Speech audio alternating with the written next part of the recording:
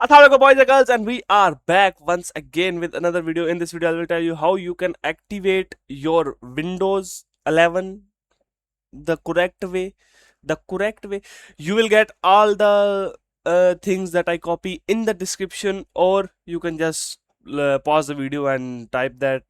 So what you're gonna do is, let's just go to the main screen first. So as you guys can see, I have the Windows activate watermark there. So what you're gonna do is go search cmd and then right click on it and then run as administrator.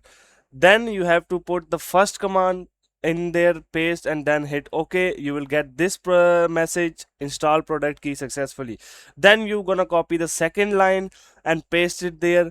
You will get this thing: set KMS guides to successfully. Will you will get this. And once you copy the third line and click OK, you see my watermark just disappeared. And now I will open the task manager and show you my window is activated. You will also get this message that Windows professional mode is activated. So let's open taskbar setting, and as you guys can see, our window is activated. Alrighty boys, so that was it for today's video. This was a short video. I have searched many videos on YouTube. There was no option on how to activate it. They just showing how to remove the watermark, the Windows activate watermark. So here it is, the full guide on how you can activate your Windows 11 for free.